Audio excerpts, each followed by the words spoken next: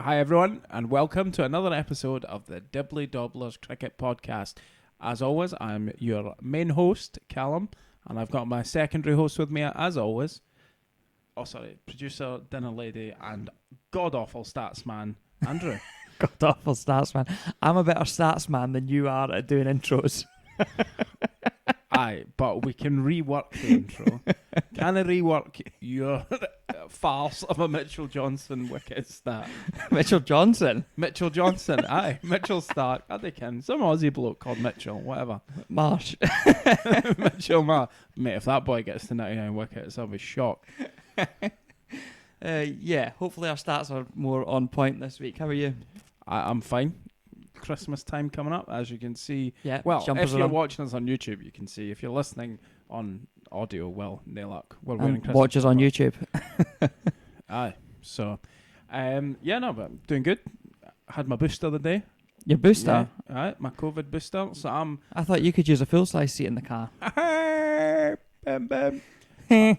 I'll tell the jokes. Just because you'll be driving home for Christmas. I don't know if people can even... I don't know if my camera's good enough or if my don't know. mic arm is in the way. But that is what the jumper says, driving home for Christmas. Yeah, so diarrhea out the mouth, Christmas on the top. That's what it is. We're on form tonight. That's We're it. on form Absolutely tonight. terrible, as always. But the people who listen stroke watch us would expect no better. Exactly, that's So- what they come in for. They don't care about the cricket chat. It's all about the awful humour. The good thing is in life, if you set your standards low at the start, nobody expects any better of you. It's like when you want to get out of doing the dishwasher, so you just do it really badly, and then you don't have to do it Yeah. anymore. It's that kind of thing. You burn her favourite top when you're doing the ironing so that she always does it in future. I've not done that one, but it's noted. It's noted. But how are you doing? Yeah, good. You're Good. doing good. It's, We're prepped. We prepped for this show tonight. we've got something resembling notes. We've even got some snazzy graphics for later on as well. I'm not. I'm glad you know what that says, because I certainly don't. For anyone who has never witnessed Andrew's handwriting, chicken scratchings sort of springs to mind. There's your notes for this evening, folks. We were digging out a memory box the other day, and Andrew showed me his P1 jotter. It's not improved since that point. You make it sound like we live together. And I mean, it has happened in the past. it has. So you never know. I do just wander into your house, open your fridge, and take stuff. So Yeah. to be fair, it's fine. It's the way it should be. Exactly. Anyway, what we chatting? I don't know. We tonight? should really talk about cricket rather than our bromance. So, well, news. Well, saw today that Mohammad Rizwan had passed 2,000 T20 runs for a calendar year, becoming the first man to do so, and quite convincingly when we were looking at the stats. Yeah. For this. So the second highest total within a calendar year has also been set this year. By his pal. Yeah, by his pal, his opening partner for Pakistan, Babar Azam, who's got 1,779 runs so far. Yeah, no, I mean, they've had an absolutely stunning year, and I think, they were probably a bit unlucky not to do a bit better at the World Cup, but it just, one of those, I suppose, tournament play where if you have an off day, it can cost you. Nature of the beast. But so, I mean, absolutely stunning, especially when you consider the drop then down to Chris Gale in third place, another 100, well, I mean, he's the best part of 400 runs behind Rizwan. So Rizwan has now got 2,030 runs from 45 innings at an average of 56.55. Babar Azam's got 1,779 runs from 43 innings at 48.08.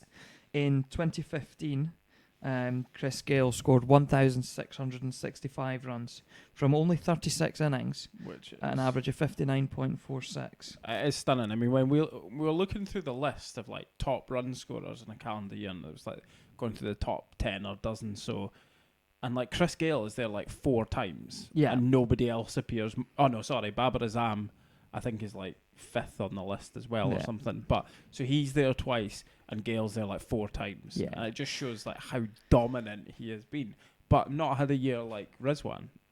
I mean, Rizwan has just had an almighty year. And he has 1 ton in that as well, which just seems... It's not like he's had... you know how you'll see, like, you get to the end of a series, you know, a test series, for example, and the top run scorer, some bloke who's had a kind of mediocre series, but he's scored a triple century as well. Yeah. Like, it's not like he's just had, like, 5 tons that have been massive. It's no, he's just churning out a 50 every time he goes out to bat. It's pretty phenomenal. So, credit to Mohammad. I would assume...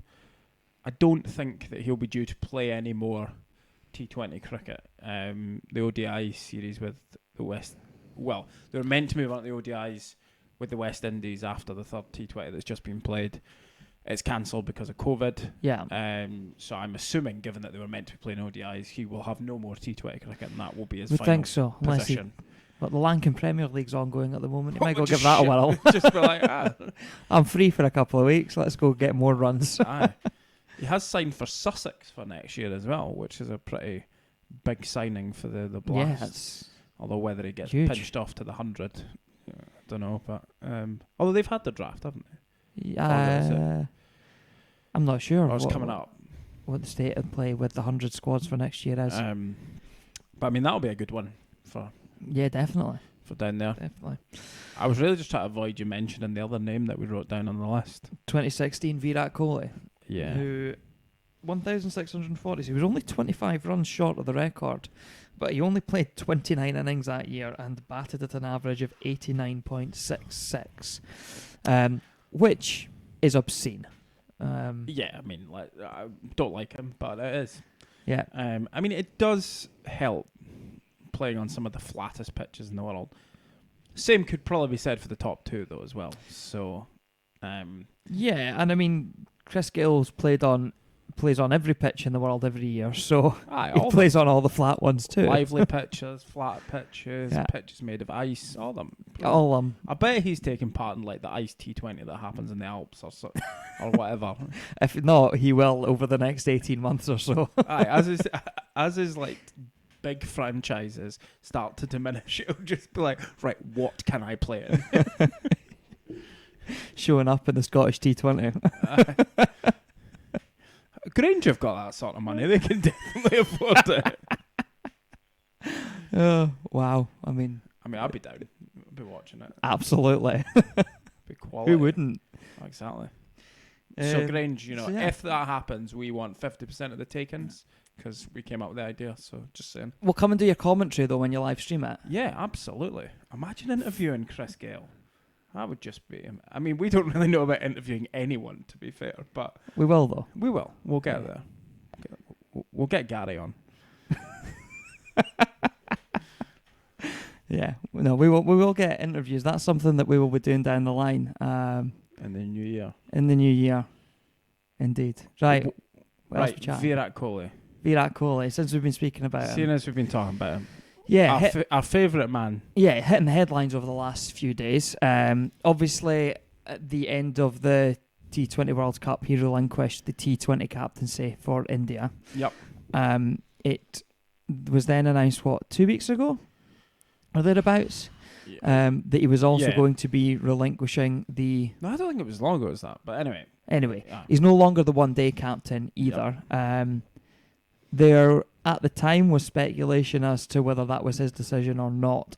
I think it looks fairly clear that it wasn't his decision. Yeah, I think to be fair, early on, I think there was some speculation about it not being his own decision, but I think fairly quickly they sort of turned around and said that no, they wanted to have one white ball captain and felt it wouldn't be appropriate. It just wouldn't really work having. I suppose especially because they both play for both sides. Yeah. So I think it might have been different if Virat Kohli had stopped playing T20 cricket. Whether we'd be having this conversation, I don't know. But because they both play in both white ball formats, I think it was just like, this is too confusing. And it's not like Rohit Sharma's a junior player. It's not like they've made Rishabh Pant or something the T20 captain. Where you're they've like, chosen someone else who's beyond 30. Yeah, you're not bedding in a new talent and you're like, well, we'll give him the T20s. He's still got Kohli around to help him out. He's been replaced as the skipper. So I think I get why they moved that on, but it's kind of been kicking off since then because he's since been rested, I believe, for the South Africa white ball leg of the tour. Yeah, so there's kind of been a bit of a war of words, really, isn't there? So you kind of summed it up for me earlier. Go remind me as to what actually has happened. I mean, I've probably, let us know if we've got this wrong, but from following on Twitter, sort of a headline level, it seems to be that there was a suggestion that Kohli maybe was asked to reconsider or was told basically, if you are going to relinquish the T20 position, we're probably going to have to take the one-day position off you. He says, I was never asked to reconsider. And to be fair, his announcement about the T20 captaincy came quite a while ago now. Yeah. So it's not around. And then it seems to be that there was a suggestion that he wanted to be rested, and he's turned around and gone, no, I didn't want to be rested. So it just seems to be, it's Ganguly and Kohli seem to be the... some of it's getting put on Sharma and Dravid, but in reality, it doesn't really seem to be them. It seems to be Ganguly and Kohli. Yeah, it seems to be Kohli against the sort of BCCI itself rather than the team leadership. Yeah. And it's an interesting one, though, because, I mean, Kohli is massive. But, I mean, Ganguly is a pretty well-loved figure in the country as well. So you've kind of got some titans of the game. It's not like what we see in England, where you kind of have, the cricket administrators. They maybe had a cricketing background, but, it's not like Ian Botham is head of the ECB or anything like that. Like, you've got properly two titans of the game going up against each other here as well, which I think adds to the drama of the whole thing. But it's interesting to see just how it's all very quickly seems to have changed. It was all dressed up quite positively, and now it's just... Yeah, it very much seems to be airing their dirty laundry in public. It's like something you'd expect out of American pop stars or something, having a Twitter battle or that kind of thing. So I don't really know what the answer will be, but it'll be interesting to see how it's received in the public, because, I mean, Kohli has so many fans. Yeah. Could you see him just jacking the white ball in? No, because I think if he jacked the white ball in, I think quite rightly the BCCI would say, well, you're no being the test captain if you're going to throw your toys out the pram, because they would kind of... I mean, I've got to be honest, if I was them already, I'd be considering whether he'd be continuing on as... Now, it's one of these difficult ones because some of it is Kohli. He's not necessarily directly posting on Twitter or what, but he's speaking to people who are then quoting him. So I think that's just trying to avoid the direct blame a wee bit. But I don't really feel like as a captain you can be spitting the toys out the pram and just kind of being left to get on with that. Like, I think you've got to... whether you like it or not, you've got to act with a bit of dignity, and that's sure not something that he ever does. So, but if he's no longer test captain, that could open it up to different things, and you never know. Maybe Kohli could start touring around as a... But I don't know whether the BCCI would let him, because they've got to sign consents, these waivers of... To let him go and start playing the T20 franchise cricket elsewhere and still playing the IPL. Yeah, basically. So, I don't know. It'll be interesting to see, but I don't think it's going to go away quietly. It's not just going to fizz out, I don't think. No, I don't think it will. Certainly, I don't know when are they next due to play test matches? It's next year. Let me have a quick look. India tests. Of course, this is providing it happens. Yes, that is obviously with the way COVID has changed. It's the 26th of December. So this is it's not far away. Yeah. I think so. They're 10 days away from the next Test match. Yeah, they're gonna have to They're gonna have to do something to sort it out. I think he goes into that game as captain unless he picks up a niggle, air quotes, and all of a sudden is out of the series. Yeah, although I would imagine if that happens that the whole thing will utterly blow up. And I suppose the BCCI have to manage that as well. Yeah. Of, do you really want to annoy your star? Like, because whether they like it or not, whether we like it or not, that's what he is. He's He the is, star of yeah. Indian cricket. And as much as I don't like him, he's earned that right to be that as well. Oh, You know? yeah, as we kind of touched on with the T20 stats earlier, he is a phenomenal cricketer. Hasn't had brilliant form over the last couple of years, but has still been productive. Yeah. Yeah, and I think I'm actually just having a quick look here. Right? According to this, the ODI squad hasn't officially been named, so I don't know whether this is more just on the back of rumours then about the squad. One of the things that is interesting is that Rohit Sharma is not part of the Test squad anymore, but is still out as the now. Again, that might be he's being rested, but yeah, possibly. So I don't know. It's an interesting one, and I feel for Rohit Sharma a bit on it because I think it all seemed to be relatively fine between the two of them. Like, yeah, I never, it seemed like they kind of got on. It seemed like it was probably a fairly decent appointment. Obviously, in the IPL, they've gone head to head against each other as captains, but I kind of actually do feel for him because I feel like he's getting caught up in possibly, as I said earlier, Dravid and him are getting scapegoated, and it's actually got very little to do with them. So, be interesting series coming up with, it'll be good to have 4 big nations playing Test cricket at one time because obviously they'll be playing at the same time as Australia and England are playing. Yeah. If England haven't forfeited the series by then, but we'll, get into that shortly. But it's forfeited rather than meekly surrendered. No, they've done that already. But so Kohli has been a Tolly. There we go. I don't know. That's maybe unfair to him, but I just don't like him, so it's all good. Yeah. Right.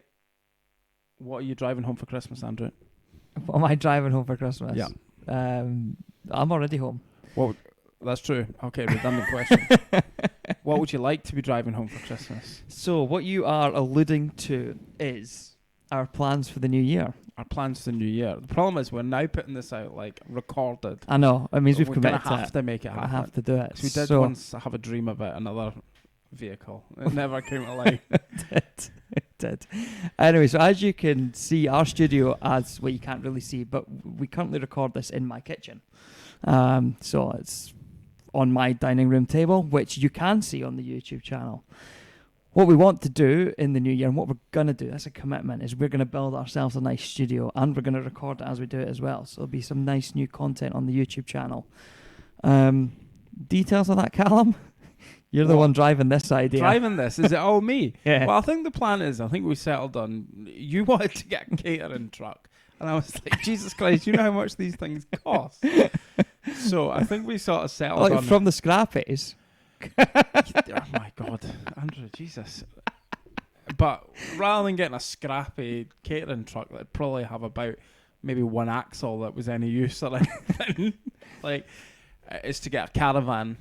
That's probably been sat in a field for years. That's alright, it's fine. Probably have to reseal it, strip it out, turn it into a studio, and possibly hit the road for the new cricket season. That would be the ultimate plan. I mean, one of us needs to get a tow bar on our cars, but you're planning on doing that. I'm planning on that anyway.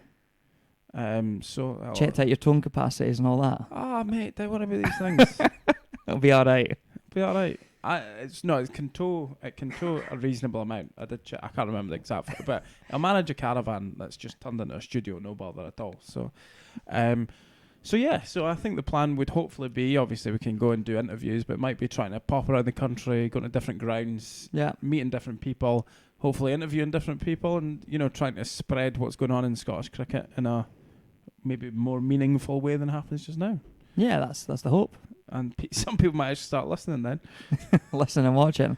Exactly. So yeah, I mean, you see the views that these camper van conversion channels get. That's what we're trying to tap into and hope some of them like cricket.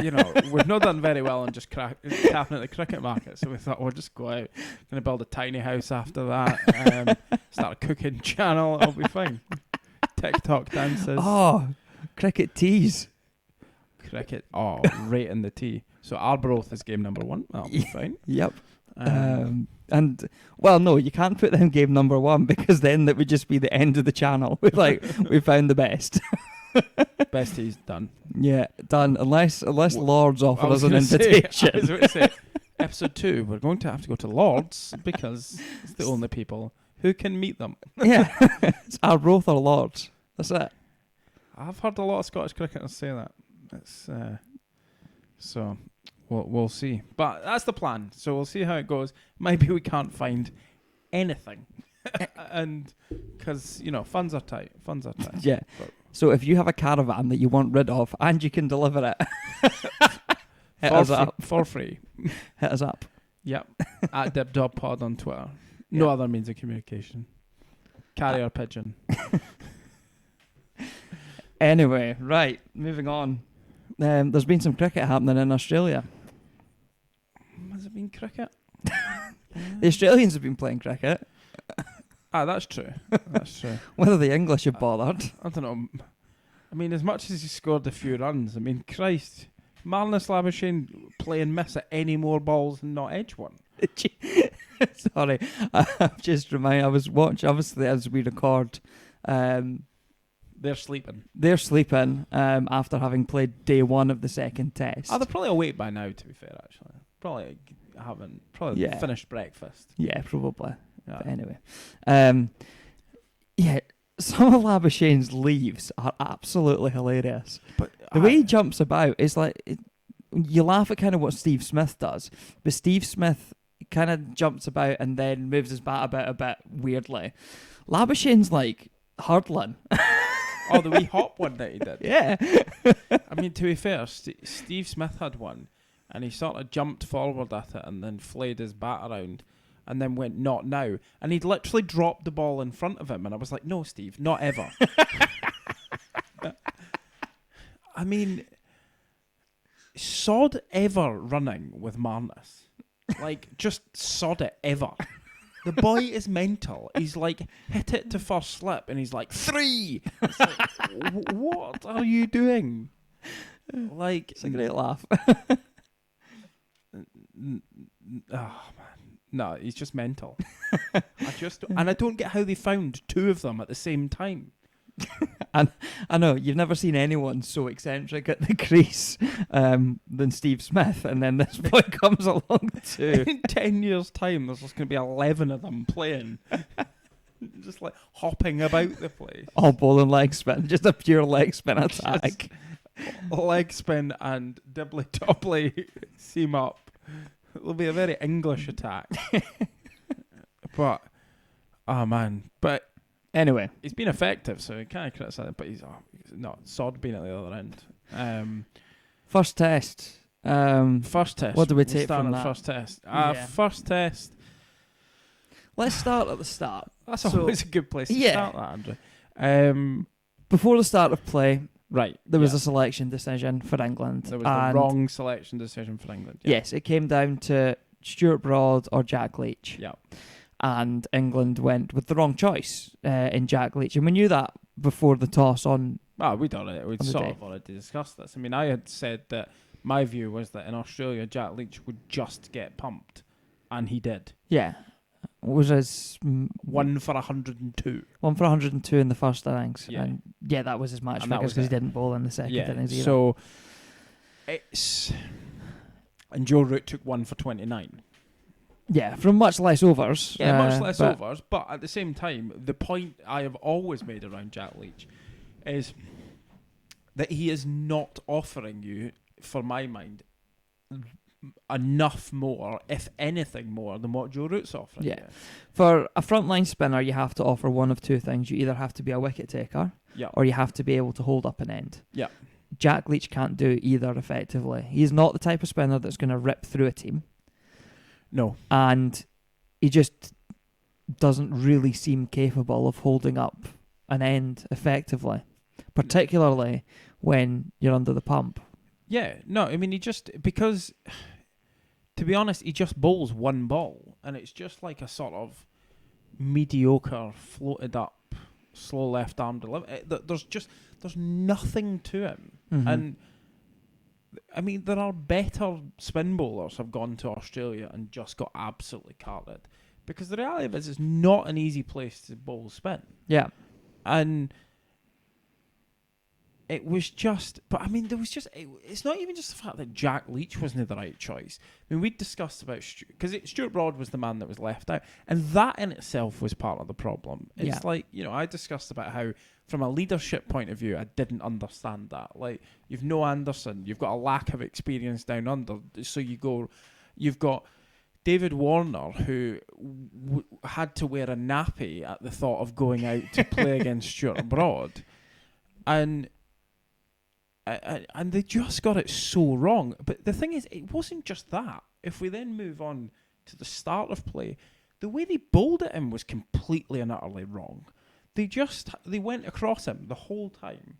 And it was just like, you've just not long ago had an Ashes series where bowling round the wicket to him has caused him all sorts of problems. Okay, you've opted not to play Stuart Broad. Fine. Well, not fine, but you've done that, so you move on from that point.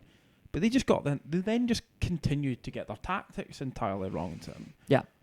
They took Harris's wicket because he's awful. Like, I mean, don't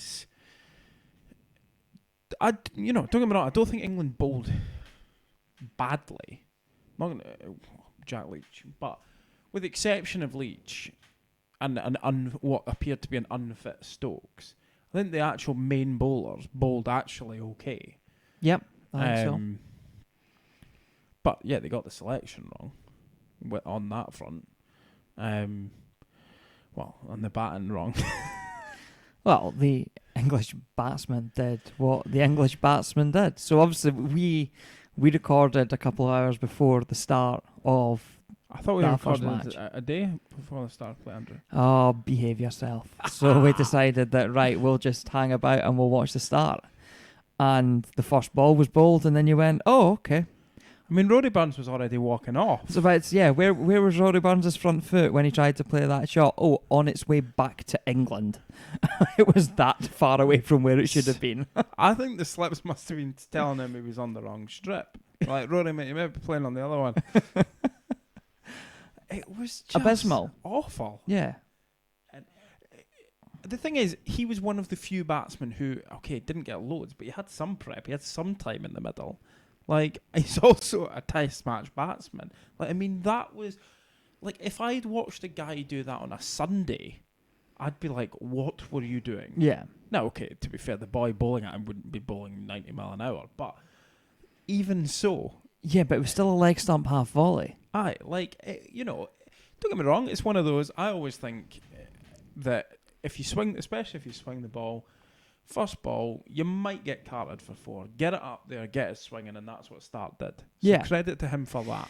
But he aimed at the stumps, and ultimately Burns missed it. Aye, but it was god-awful, and it really just set the tone for what then followed. Which was not very good. Abysmal. Yeah. Slight lower order rally a wee bit, but nothing spectacular. So I got a few starts down at the bottom, in the middle. Yeah, but even then, there were starts. There were 20s and 30s. No, I mean, it wasn't... no one even able to at least offer enough to get to 50. Yeah. Which was desperately needed and just didn't happen. Nope. In terms of the wider match, I suppose some positives with the partnership between Root and Milan. So for those who somehow zoomed out of it all, England got bowled out for 147 with Joss Butler top scoring with 39. Pat Cummins took 5 for. Pat Cummins took 5 for the first test captain to do it on debut or something like that. It's not many bowling captains, so I can buy that. It's certainly better than saying Mitchell Stark only has 99 test wickets. So we did work out what that stat was. That was his batting high score and his batting average. Yeah, it was like you just all sorts of wrong read. Got that completely wrong. Yeah. So then Australia went on to put on 425, all out, admittedly, but Travis Head spanked England around for 152 off 140 balls. Dave Warner got a 94 and Marnus got 74. Robinson was the pick of the England bowlers. Wood and Robinson got the... Well, No, Wood was probably the pick of the bowlers, actually, if you ignore what the stats say. I think Wood was probably the best bowler. But they both took 3 and Robinson's stats were better. So then on to England. Not as bad a start, but not great. Still not brilliant. Openers still not really doing their job. Yeah. I mean, Hamid got 2 mid-20s scores. Yeah, but he's an opener and he's got 2 starts. Yeah. You've got to make a score. You do, but I think probably, to be fair, that's more than I actually expected him to get. So, I mean, from my point of view, he's already overachieving. Yeah, and from your betting account's point of view. Well, I blame you for that. I said Rory Burns was going to go cheaply, and you talked me at that. So, and it was unlucky for him in the second innings because he fell for 13. So we had Root and Milan then came in, both batting away quite nicely. Got to the end of the day's play, and they were both about 80 something. Yep. 8 overs from the new ball, 10 overs from the new ball, something like that. Yep. In the next morning. And you know what? There was some optimism. I think most people probably realistically thought England was still going to lose the test. Yeah. I think possibly where people thought is, we might be able to at least make Australia work for it in the second innings. And at least one of those two should go on and turn up and put a big score in, and then you should get a bit of support because you've laid the foundations of a decent innings, and by the time you've lost 1 or 2, they're actually through the new ball and it's not doing much again. And no, they very nearly didn't even need the new ball. What is it about English batsmen that are overnight on a score? They never seem to kick on the next morning. I think they all I can think is that they overthink it a bit. I mean, as soon as to Milan, putting Marnus in close on the offside was a masterstroke because he just fell to pieces after they did that. Yeah. Milan bowled well, he executed the plan pretty well. Cam, it was a good bit of captaincy. Green, to be fair to him, actually in the first test, all round, he didn't do massive bowling, but actually looked very dangerous. But somebody just needs to be stepping up to the plate, and and Root was as much to blame there as anybody else. I know he top scored, but he's the skipper, and he needs to take a bit of. Yeah, he's the skipper. Your team's in trouble. You've laid yourself a decent platform.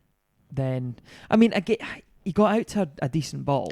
He did, but it wasn't like a worldie. It wasn't. But it was a ball that he needed to play at because if it hadn't moved, it would have hit the top of his off stump. Oh yeah, I mean, it was a good ball. I'm not saying he threw away his wicket, but that's the difference between the best players, I think, is that it's very hard. Yeah, a good ball won't do it. To get them out. And I wonder if that's possibly what's always held Root back, just that little bit from your Kohlis, Smiths, Williamsons, and the like. That there are days where he doesn't look like getting out, but I remember, we obviously saw it live, but so I can drop one of these in. When Steve Smith was batting at Old Trafford, and to be honest, throughout the entirety of that series, pretty much, and with the exception of Jofra Archer smashing him on the head, he just looked like he wasn't going to get out. Or when Jack Leach got him with a no ball. Spinners bowling no balls, don't get him started. That's just enough reason to never play him in Test match cricket again. Yeah. I would just, if I was the skipper, spinning balls and no ball, just order them off the field. Yeah, just like away him. You're an idiot. Yeah. Get off. What did you make of the whole Ben Stokes no ball stuff? So I think they counted back. The technology wasn't working. Four 15 no balls or something. Well, something like that. But I think it bowled the 4 previous balls were all no balls. Yeah. And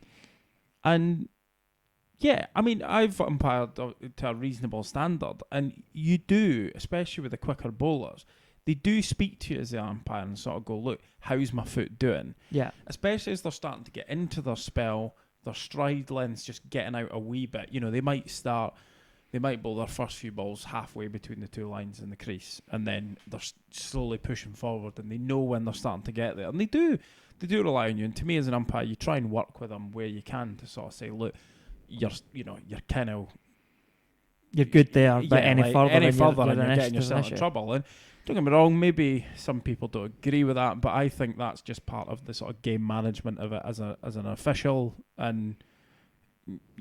But yeah, I don't think it's right.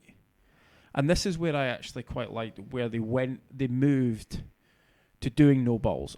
They did, the third umpire was doing all no balls. Yeah, which is what was meant to be happening here as well, but the technology failed. Because I disagreed with this whole, well, let's get a batsman recalled for that no ball, which is effectively what happened there. Yeah. Because it's like, well, hang on, why are you letting him bowl all these other no balls, but when it's then and I know, obviously, it's a sort of, it more swings the game when there's an actual wicket, but I don't think it's fair to the bowler to allow them to keep bowling.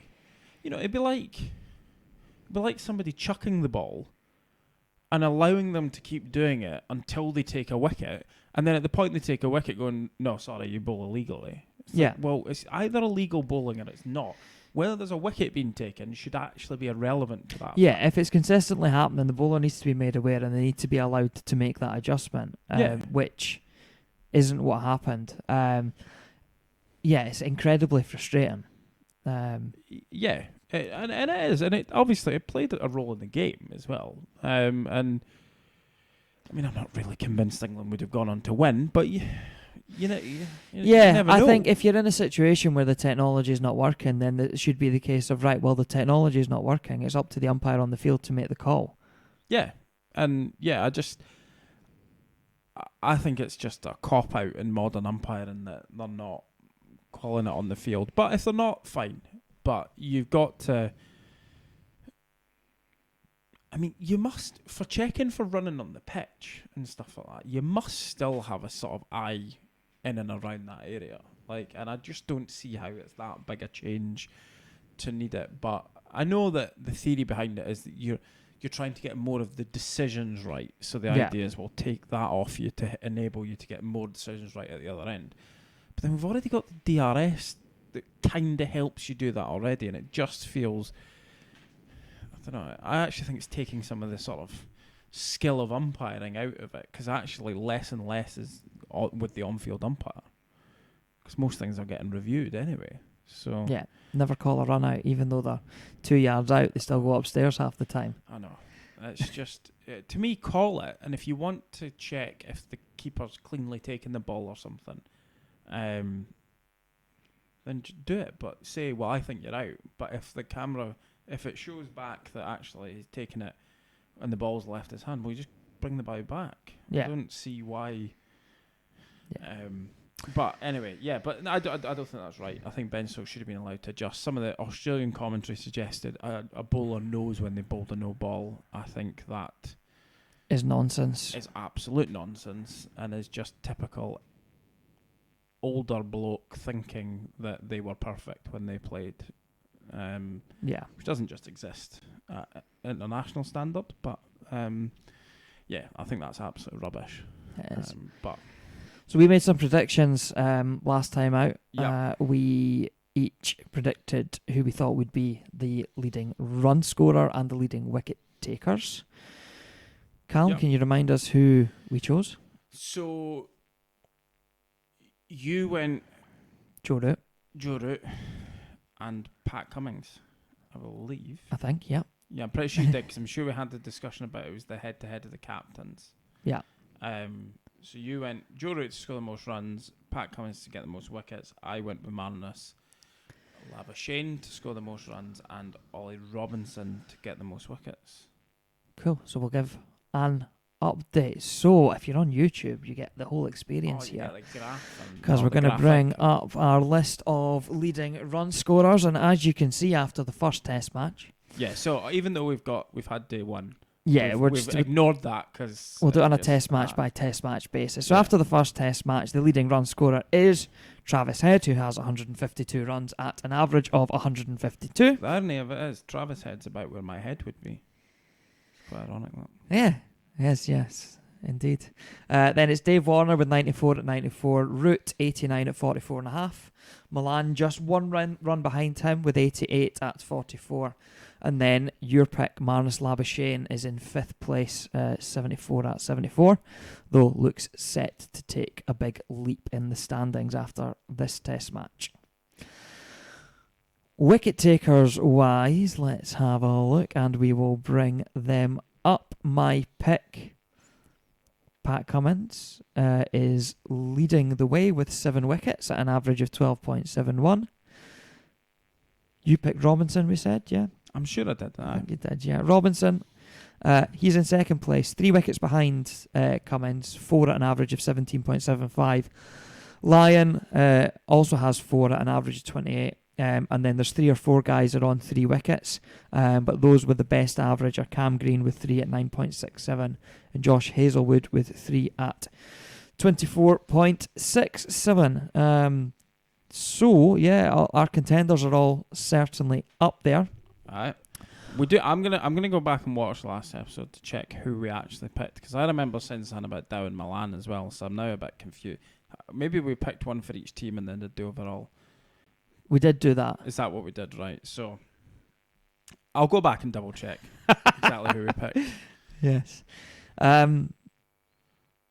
So, second test, as we said, has now started, and I get into some interesting stuff to discuss. So, my wicket-taking choice, Pat Cummins, is missing the game. Well, see, this is part of why I want to go and check. I actually think you picked Josh Hazelwood, but then I'm not sure. Oh, well, he's missing the game as well. He's also missing the game. So. We're very well prepared for these episodes that we record. Yeah. I was confident before we recorded that that's what we picked, and now I'm like, I'm not so sure. Yeah, definitely need to double check that for next time. Cool. Cheers, Callum. So yeah, Pat Cummins. 99 wickets. I'm sorry. There were 20 odd cases of COVID-19 in South Australia, the whole entire state. And Pat Cummins has been incredibly unlucky to have come into close contact with one of them at a restaurant, I believe the day before the test match started. Yeah. And I think they already had stuff in place, like they're only allowed to eat in groups of 4 and all that kind of stuff to just try and avoid contact, and no luck, Pat. Yeah, so he is, rather than playing in this test match, is spending the next 7 days in his hotel room. Although they have said they are trying to switch him to an Airbnb. I'm assuming they're trying to move him to an Airbnb so that he has the capability of going outside and still training. You would think so. Just a house with a garden, you would think, is what they're trying to get him into. A house with a net. Yeah. Just Airbnb off, just a club ground. The next biggest ground in Adelaide has all of a sudden registered as an Airbnb. Yeah. It's just become Pat Cummins' house. So he's missing. Josh Hazelwood, there was a lot of chat during the first test about the status of him injury-wise anyway. Yeah, because he just stopped bowling at one point. Yeah, although he did then come back for the new ball as well. But he has missed this match through injury. Yeah, I can't remember what's wrong with him, but there's something. Which means that Jai Richardson and Michael Nesser have come in to replace them. They're still good bowlers, but that is a big drop-off. And they are, but they probably walk into the English team, both of them. So yeah, probably. The English batting lineup, when it is their turn to bat, have to seize the opportunity of basically facing Australia's second string attack. Yeah, and I think this is one problem we have probably with our top 3 in particular, is as much as I backed Milan to do well, and he's obviously had a decent start. Yeah. And he's got the capability of stepping up through the gears. I don't know if I see that top 3 as being a top 3 that's going to really make them go onto the back foot and really go at them. Dave Warner's done it so far in this innings. Albeit he actually did start quite slowly, but then really stepped up through the gears. Travis Head did it in the first test, really just went at England. And I don't know if Hamid's not going to do it. Burns on his day has sort of had slight glimpses of doing it, but I don't see him doing it either. Milan's probably the most likely of the three, but the problem is if he comes in early, well, it probably means you're already slightly on the back foot because you've got an early wicket. Yep. And in the end of the day, they still have the best pink ball opening bowler in the world to face first in Mitchell Starc. So, so it's not like if England lost their main two bowlers, it'd be like, oh right, okay. Especially quicks, if they, but they just seem to have an arsenal of them. So, in Australia, so it's. They should try and pressure them, but whether they're gonna, I don't know if you think any differently, Andrew. No, I think I agree with what you've said there. Hamid is a blocker. He's a traditional opening batter, isn't he? Yeah. He's a blocker first and foremost. Barnes, as you said, can sort of play that sort of more up-tempo innings, but I feel like Barnes, if you don't see it from Barnes in the first 10 overs, then I don't feel like he's someone that can go through the gears. No, I think he starts quick. He does it or he does it. Yeah, it's one or the other. Yeah. So it's no easy.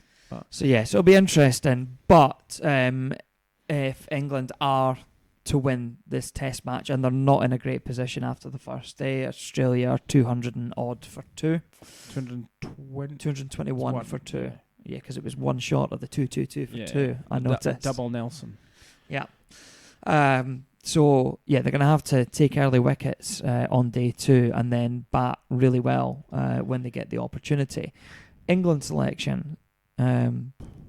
What did you make of it? So first of all, Jack Leach has been dropped. Interesting. And Mark Wood has been rested. Yeah. The Mark Wood one is a tough one because we all know how frail Mark Wood is.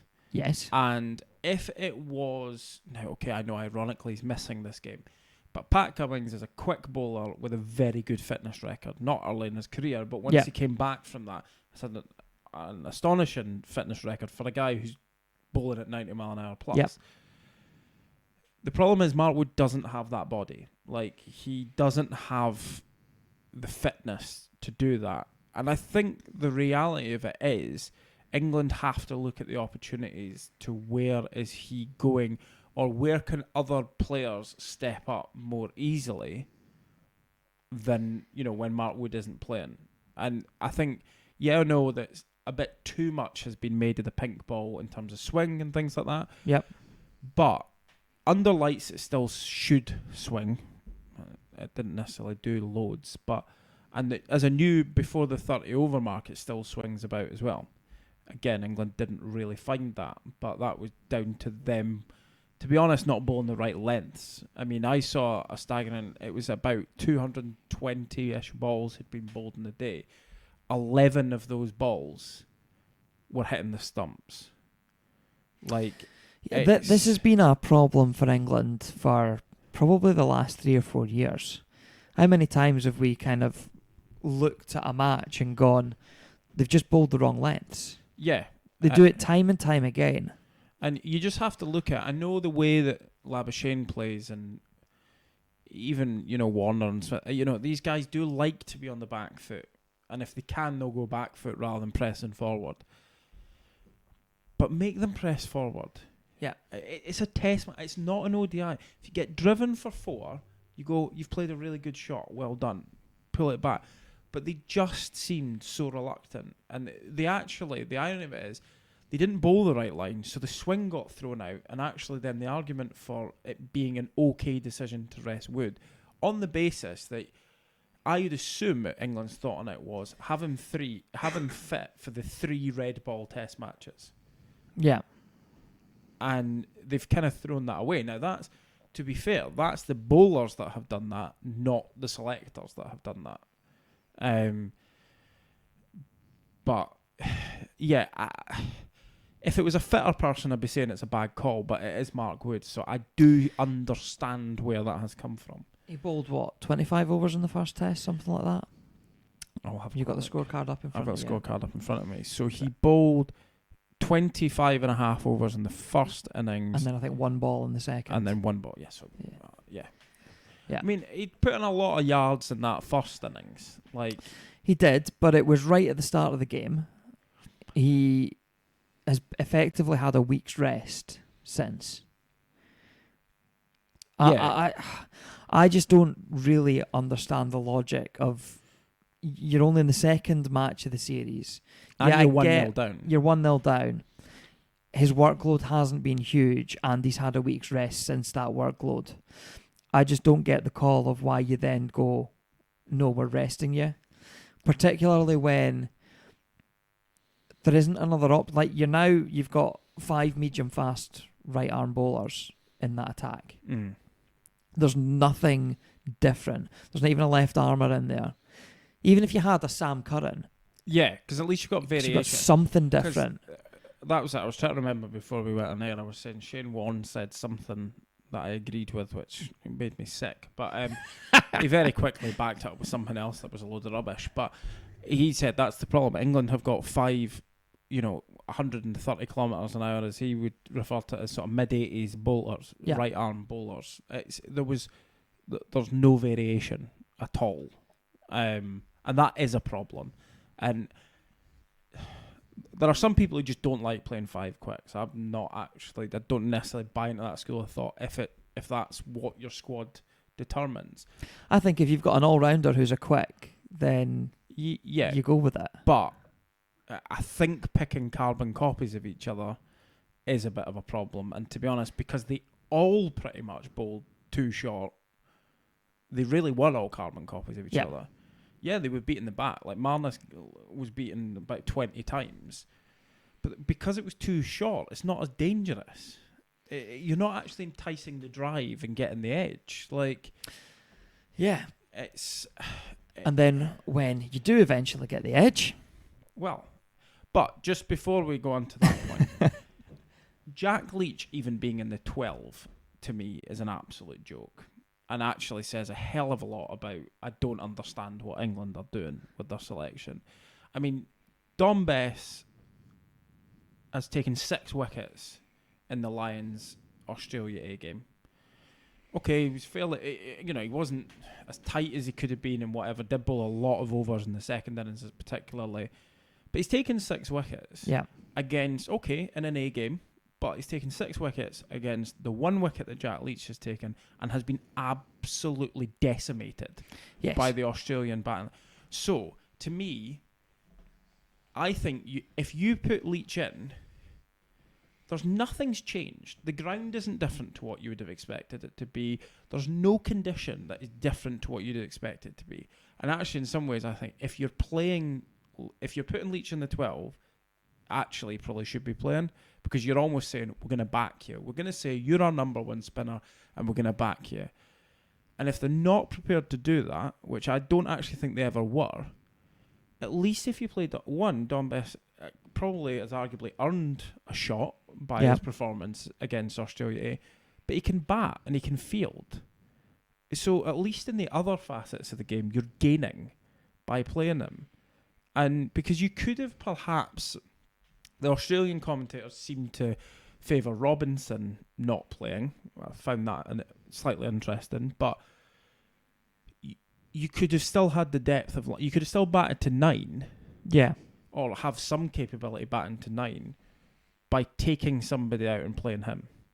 And I just find that very odd. I find it odd to Jack Leach because you're not actually backing him as your main spinner. But also, what are you saying to Dom Bess? Like, to be honest, why is he there if that's going to be your attitude towards him? I don't really know what the England selectors are trying to do by it. But I think that's because, to be honest, in recent times, I just think England's selections are clueless. I just don't understand it at all. But yeah, and spinners in particular, it's a real issue. I mean, we've been kind of calling out for a while for Joe Root to kind of back himself and be the spinner. England aren't blessed with spinning talent, so we are getting that in this game. But yeah, the rest of the lineup and what it offers, just there isn't enough there to go and win a test match. No, and I mean, you do look at it and you go, could somebody in the ECB not have convinced Moeen Ali to stay on? Like, I think could somebody not have gone, a deal? You fancy it? Like, that's the big one for me, is that Adil Rashid is England's best spinner. Yeah. Any way you dress it up, red ball, white ball, I don't care. Adil Rashid is the best of them. And he's exactly what you're talking about. He isn't going to come into a test match and bowl 2 and have an economy rate of 2. No, he's not. He's probably he could have an economy rate of 5, but if he's bowled 10 overs, he's probably got you 2 wickets at the same time. And he's a wicket taker. And actually, what that England team is crying out for is a wicket taker. Yeah. Because even Mark Wood, as well as he bowled, I sort of touched on this before, I don't think he's the right type of fast bowler for Australia. He'll take wickets, but I'm not convinced Australia's going to blow teams away. And I'm kind of looking around that England lineup and I'm going, who is going to blow anyone away? And right now, I'm just like, I don't know who. I just don't see it. They sorely missing the sort of express options out with Wood in Stone and Archer. Sorry, Archer doesn't bowl quick in tests. Yeah, but we're saying that it's a myth. It is, and it's something we've spoken about before. The fact that he just doesn't bowl at the paces that he's capable of with a red ball is a big miss as well. And the lack of a proper spinner. But yes, edges were taken twice. So speaking about lack of proper players in proper positions. Yeah, so twice an edge was offered from the bat of Marnus Labuschagne, once when he was on 20 odd and another when he was on 90 odd. And twice, Jos Buttler put the ball on the deck. Yeah. Now, credit to Jos Buttler. His catch for Harris was sublime. It was outstanding. One of the best you will see. Oh, absolutely. So let's not take that away from him. Credit where credit's due. The first one, I think he was on 21 at the point. And it was off the bowling of Ben Stokes. Off Ben Stokes, who was, because of no Wood, was kind of they were using him as the enforcer type role. I'm not sure his body will be thanking them after the test match, but hey ho.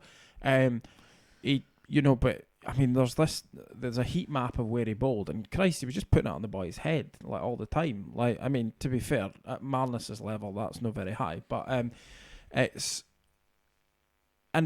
the thing is, it was a tough chance for Buttler, down the leg side, diving across, but he did the hard bit. Yeah, he'd made it fairly easy for himself. If anything, he'd actually gone too far. Yeah, but it was still very catchable. And the second one is just an absolute dolly. Yeah, the second one is just regulation. I said he takes that 99 times out of 100. Well, my concern is I don't know if he does. And that's my concern with Jos Buttler. Yeah, a test match wicketkeeper should take that 99 times out of 100. It was a very straightforward. It was Jimmy Anderson that was bowling. Yeah. So it was rapid, of course. Yeah. But no, it was a low 80 mile an hour delivery, which he'd pitched up. Marnus had a drive at it and it had taken the edge. And it wasn't a big edge. It wasn't an inside edge. It was a regulation outside edge, probably deviated about 2 foot by the time it had got to Buttler. It was sort of just above sort of waist height. It was a good height. It was just a lovely catch, a lovely catchable ball. Probably in his sort of defence, it's probably due to the fact that they had a long day in the field with very little, and close to the end of the day, and he probably switched off. Now that's explaining why it's happened. That does not justify it at all. Excuse it. Yeah, like. He is not England's best gloveman. His hands are not good enough. Both of his drops, to me, showed that he's not a good enough keeper. And, okay, he got he got a 39 in the first test match.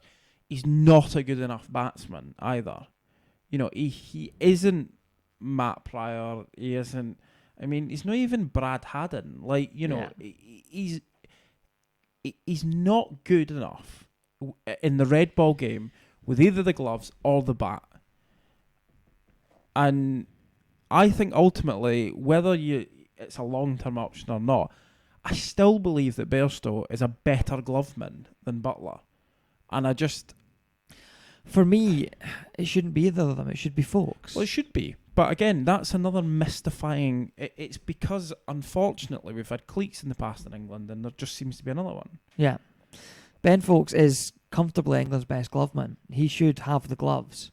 He's a handy batsman as well. I mean, he's a good batsman, and I think he actually plays quite properly. But he suffers from the fact that he's in and out. You can't expect to drop people and bring them back and expect them just to jump back in. Yeah. And all of a sudden produce runs. It's, he just needs to be given, especially when you've got Chris Woakes at 8 and a Robinson or Overton or Curran or whoever the other there's England are generally speaking nowadays playing with 2 all-rounders stroke bowling all-rounders in the lower order, because obviously you've got Stokes, but he's sort of different part of the order. You can afford to give up some of the batting, but you go and play Ben Foakes for 20 tests, he averages what Joss Butler averages. Oh, absolutely, yeah. So, but it's not going to happen in this series because he was part of the Lions squad, and the Lions squad have been sent home. Yep. So if they are going to make a change, it's Bairstow unless you give Ollie Pope the gloves. Well, that's not going to happen. So it's Bairstow or Butler, and I don't think either are the correct option. But if it's me, third test, Butler's out and Bairstow's in. I would struggle as a bowler after watching what he has done. It's so demoralising, because also the other thing is you're Jimmy Anderson bowling down under. The likeliest way of you getting a wicket is caught. Yeah. If you have no faith that the guy behind the stumps is actually going to go and catch your ball, whether anyone wants to admit it or not, subconsciously, you're probably losing something by that being the case. Because you're then you're going, well, if he's not going to catch it, I have to do something else. And so you go searching. Yeah. And it's just... And I feel bad because his keeping did improve for a little while, but he's never been good enough with the gloves. And... but nobody seems, no one in the ECB ranks appears to be able to tell that. It's all well and good with a white ball. It's not really doing very much. But I think England need to look at that, and that there needs to be some real questions asked. But that's the thing. They don't. I think you sort of touched on this with if Owen Morgan was the Test captain, which I'm not suggesting he becomes the Test captain, but I think he's the kind of guy who would be asking these questions. A good captain would be asking these questions. And I think the problem slightly England have is that Joe Root isn't that good a captain, and he's not prepared to ask the tough questions, because I think he's... Particularly of his mates. Well, yeah. I think Butler, Stokes, Broad Anderson can kind of do what... He's got a bit more of an excuse with Broad Anderson. Their sort of age seems to make dropping them or resting them acceptable. Yeah. But, Butler, no, time to go. Finish. Away him. Anyway, speaking of time to go. Okay, this has been a long one. It is time to wrap up. Time to wrap up. Episode, it is cold outside, so I will be wrapping up. Indeed. Right. Thank you for being with us. Let us know your thoughts on the Ashes, your thoughts on Virat Kohli and the situation with India. If you've got a spare caravan kicking about that you want to donate, so I all can that sort of stuff. Rant across the country. Rant across the country. You got your inner Bob Willis on the go this evening. You did. But yeah, let us know your thoughts at DibDobPod on Twitter, and do please like, comment, subscribe on the YouTube channel as well. Tell your friends. Let us know that we have good opinions and good conversations. Do you know what? I think that totally sums us up. Let us know we have good opinions. That probably sums us up. Fantastic. Right. Well, anyway, cheers for thank joining you. us. And we'll maybe speak to you next week. I don't quite know what our Christmas plans are for the podcast, but I'll see how sober I am. We'll speak to you at some point over the next fortnight. If not before, have a good Christmas. Yep. Bye, everyone.